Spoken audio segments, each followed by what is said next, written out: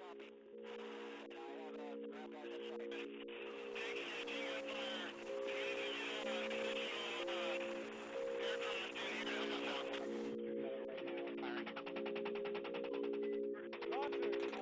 Danger close. How are they danger close to my position? Over. Just fire polar. Over.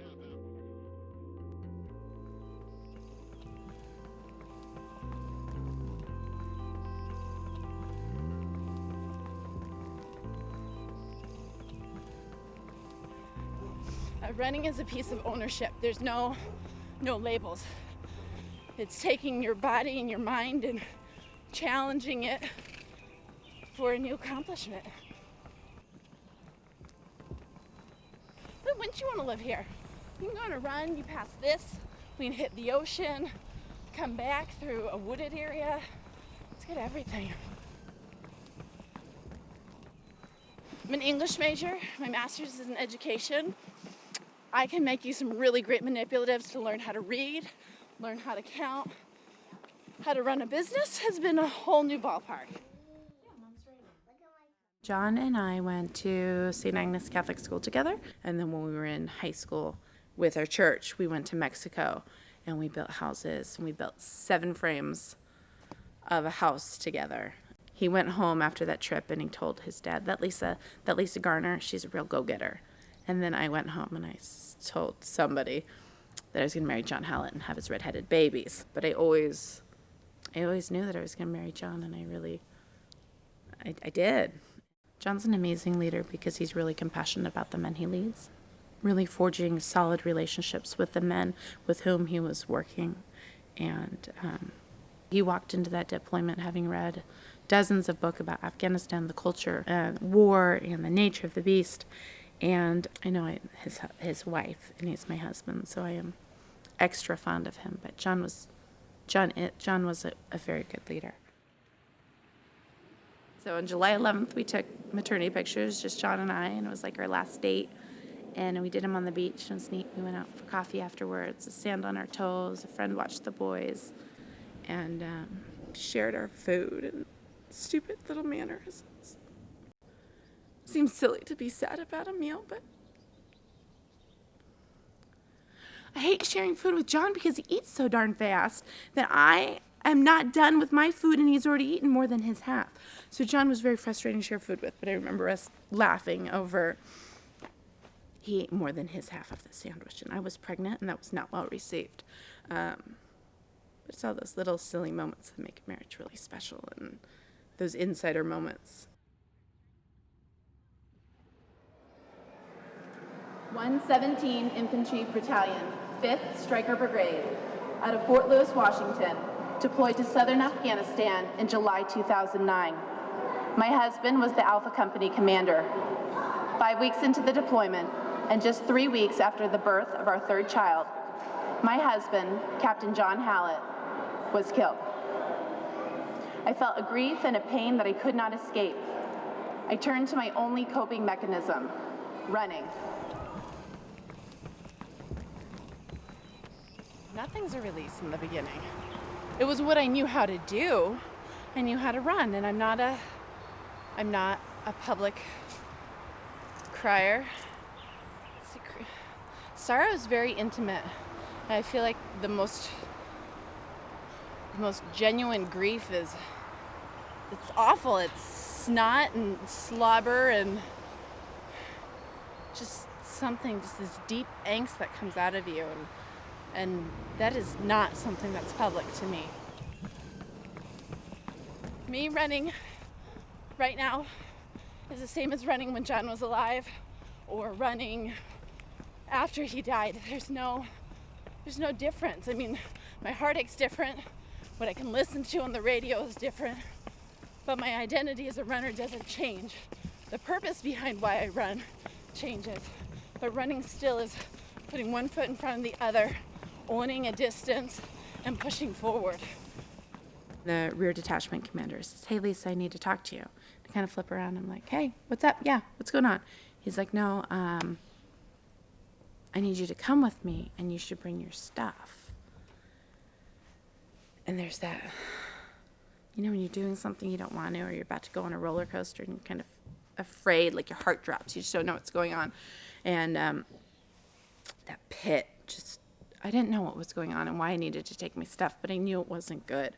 They read off a paper and they said, the Secretary of Defense regrets to inform you that your husband is believed to have perished in the... Then they go on and, is there anyone we can call, ma'am? I said, no. What can we do? Can we get you a ride home? And I said, I need to be with my kids. And you don't really think it, but they said that word believed. It's not definite, it's believed. And I said, they said believed. Are you sure John died? And he said, yes. Yes, John died. And there was a moment that John lived, and that there's a moment that John died. And that separation is just overwhelming to think that there was a moment before John died. And then I don't know what happened after that.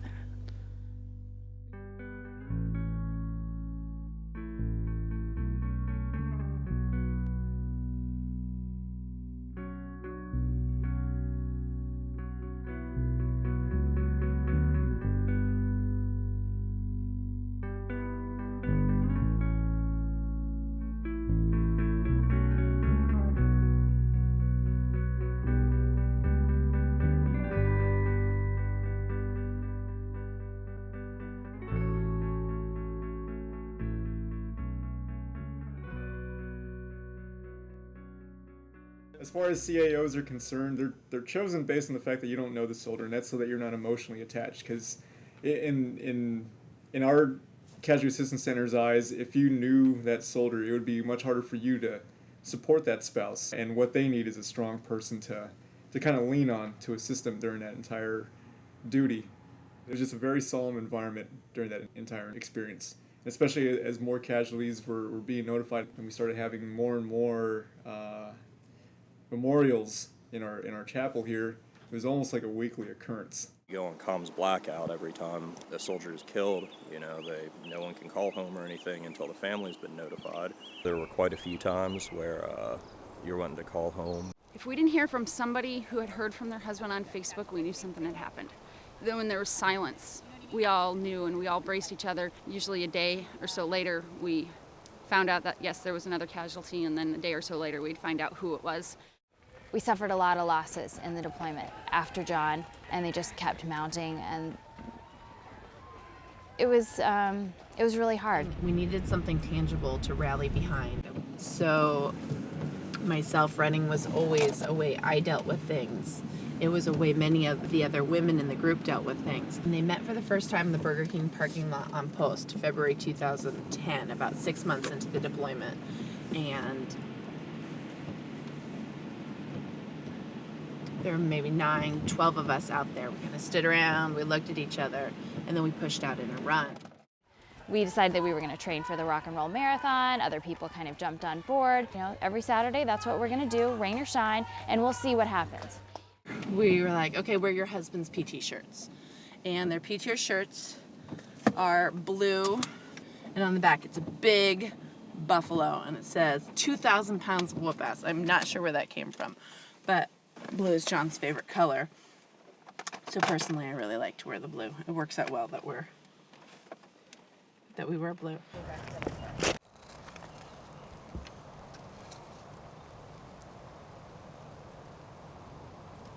They are the flags of the 41 fallen soldiers, and each flag represents a human life, a soldier's life. Some of them are 18, 19 years old, barely lived, and they don't come back. Sergeant Dale Griffin, everyone just called him Griff. He probably knew him the longest out of anyone I've known in our company. He was very down to earth. He was to a lot of guys and, to a lot of our buddies' spouses even, pretty much like a big brother figure. When you had a problem or needed to talk something through, you went to Griff. Losing Griff was especially hard for a lot of guys because, there was kind of a Superman complex around him. He was indestructible. One of the biggest things about Welch, not only could he make everyone laugh, but he was that guy that if he had anything and he knew that was something you needed, he'd just pass it off to you without a thought. I think about him a lot. You know, he was just a great guy. We are Wear Blue, Run to Remember. I'm Lisa Hallett. I'm Erin O'Connor. And our mission is to establish a running community that serves as a living memorial to the service and sacrifice of the American military. We are going to call out the names for whom the group was founded, and then we ask that you call out the names for whom you're running for today. From 117 Infantry, Sergeant Troy Tom, PFC Jonathan Yanni, PFC Jordan Brochu, Specialist Tyler Walsh, PFC Alan Newton, Captain Benjamin Sclaver, PFC Brian Bates, Staff Sergeant David Gutierrez, Specialist Kyle Wright, Sergeant Carlos Gill, Sergeant Titus Reynolds, Staff Sergeant Edward Smith, Specialist Joseph White, Sergeant Adam Ray, Specialist James Miller, Specialist Jason Fingar, Private First Class Jacob Dennis, and from the BSTB, Staff Sergeant Soleo Ilimaliota.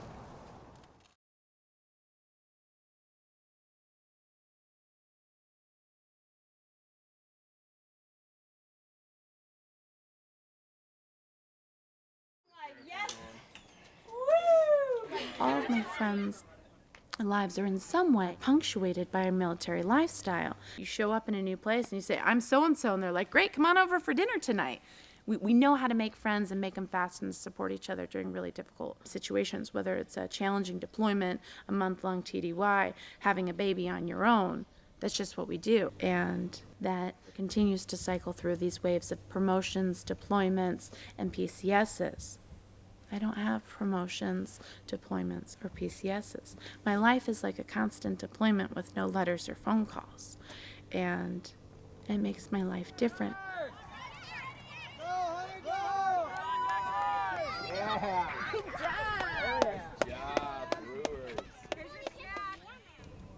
Sometimes I feel like I'm a diaspora. I'm a single-person diaspora, an exodus of people. I don't fit in with my civilian counterparts because I'm military. I'm a military wife, a strong military wife who's ready for the challenge of raising children on my own, recognizing and appreciation my husband's service to our country, and I'm part of this network of men and women who are independent, but I'm not really a military wife anymore.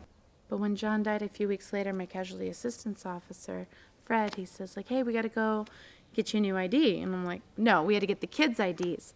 And I'm like, okay. And it's 7:30 in the morning, and we show up, and they're like, we have to give you a new ID card. And then they issue, and on it says deceased. Like, my card says deceased, and I'm not Captain Hallett's wife anymore. I'm the wife of deceased John Hallett, and it's changing. Do you want to race? I'm just stay behind you. Okay. I'm home.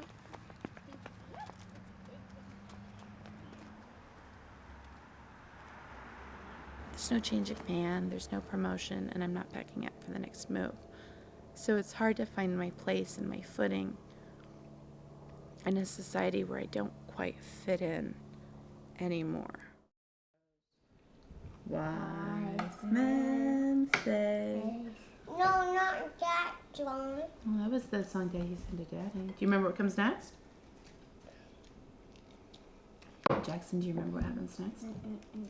Only fools rush in. The kids all have pieces of John.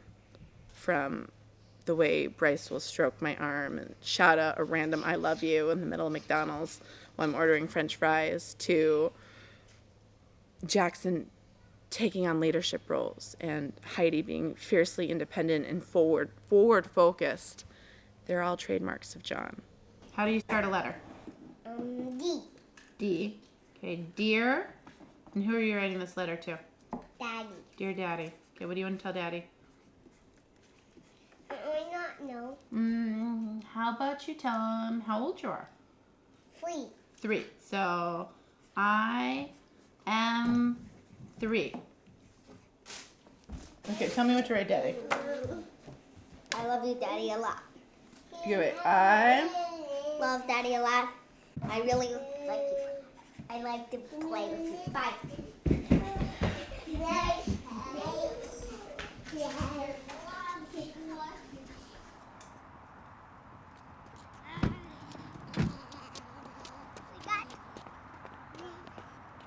Daddy set up a big tent for us, but it wasn't too big. And Heidi was in Mommy's tummy, so Mommy was big. So you slept in the corner, and then Jackson slept there, and then Mommy slept there. We all slept on a mattress. But there was one little spot, and there was no room for Daddy to sleep, so he slept on the floor. And then he barbecued the best dinner ever. He made fish, and baked potatoes, and steak, and he got wood and started the fire, and he cooked it all up, and he chopped. You remember how strong he was? That's right, he picked up the big axe, and he chopped the wood. Children are getting older, and it's a lot harder to find that balance between, you don't want to make them sad, but you want them to recognize the loss that they sustain, and they're missing out so much, and John's missing out on so much. So Father's Day is very hard. It's a day that's supposed to be about John.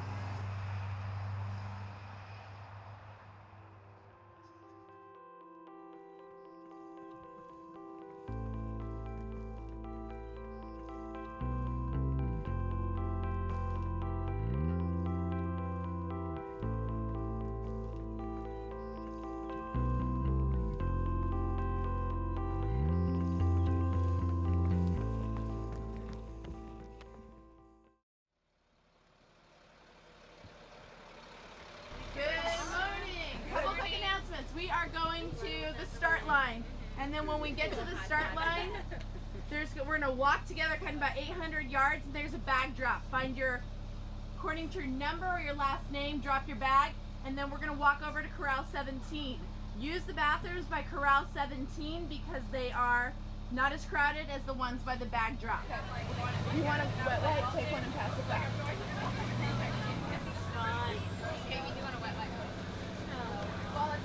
Lots of porta potties run out of toilet paper. I have some wipes in here. Okay, good. You're prepared. I love the blue tie. Victoria. Thank you. Sarah Saddlemeyer.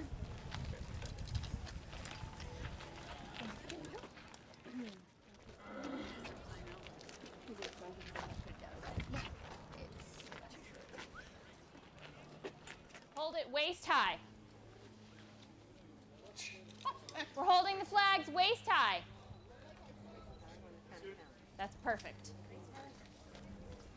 There. Sergeant Troy Tom.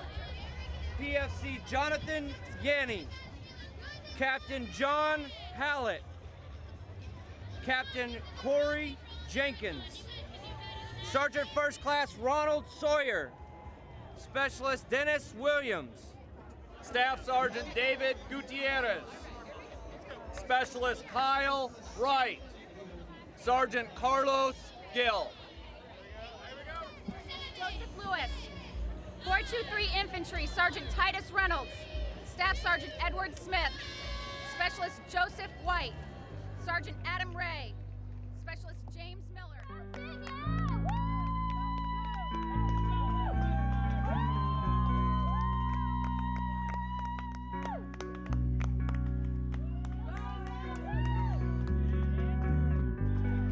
Yeah, we love that. You guys are the best. You guys are the best. Yeah. Oh, yeah. Hey, you guys. You're making it look easy. Keep it up. All the way through, all the way through. Whoa! Good work!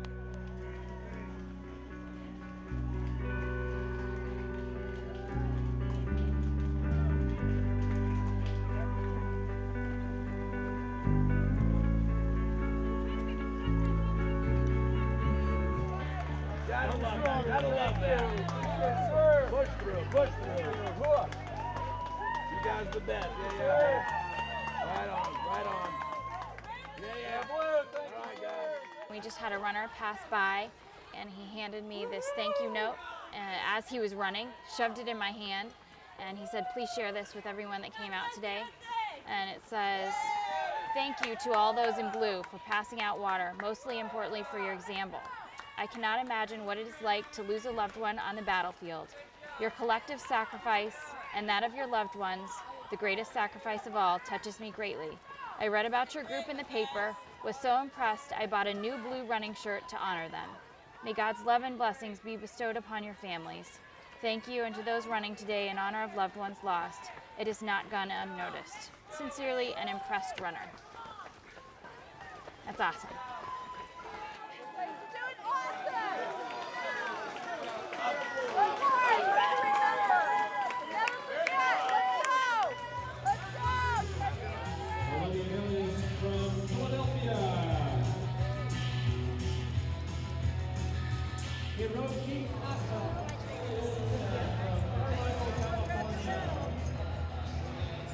I did fall. It's really embarrassing. I had a solid hit moment. I'm tired.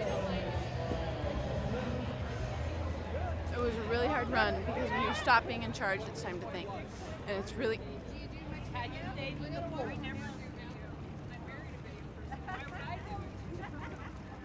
It's really hard to finish a race and not have John at the finish.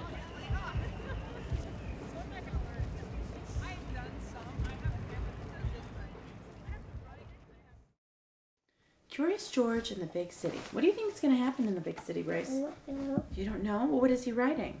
Bus. A bus. So do you think he'll ride the bus in the big city? Where do you think he's taking the bus to? I don't know. Let's see. Do you think he would take the bus to a farm in a big city? No. Do you think maybe he'd take a bus to a museum? He could go to a museum.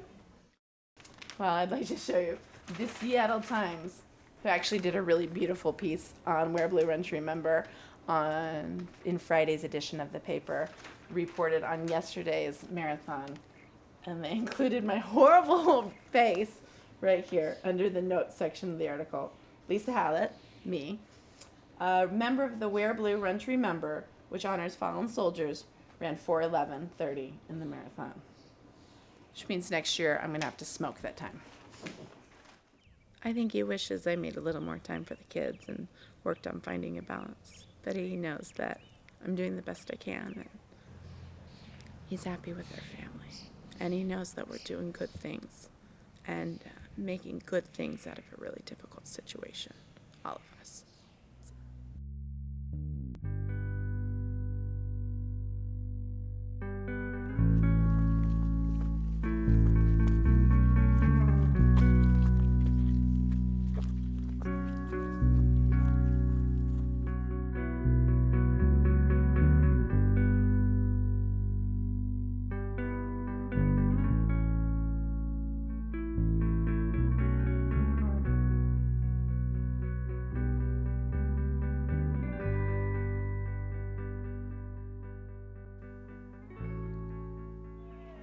Today is the first Saturday of the month, which means it is Social Saturday. Absolutely.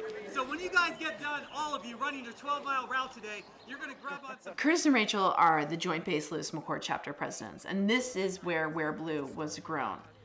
But it's been extraordinary to see a community that I was a part of in the beginning evolve so much greater than I could have ever imagined because of the individuals and the type of leaders that Rachel and Curtis are.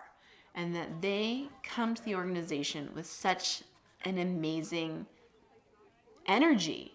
And so, yeah, when you walk into Wear Blue Run, it's happy. It's a celebration of life, and it's a celebration not only of the lives that were lived, but the lives that we get to continue to live, and how much more beautiful these lives can be when we meaningfully connect with one another.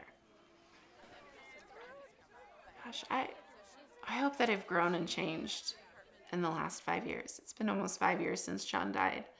And the first year John died, I was waiting for him to come home still. And the second year after John died, I was recognizing that John didn't get to come home. And I think the third year is the time to put on your big girl panties and move forward. And something that really kept me driving forward in the beginning is that My children have lost one parent, and it wouldn't be fair for them to lose a second parent to grief. I think I'm tougher, and I'm stronger, and I'm faster, and I'm more independent. I am learning that as much as John and I shared a story as John and Lisa Hallett, that I have a story and a life as a woman. Lisa Hallett has a journey of her own, and I am excited to continue to move forward and to learn how to define myself and how I can give back to my community who has given me so much.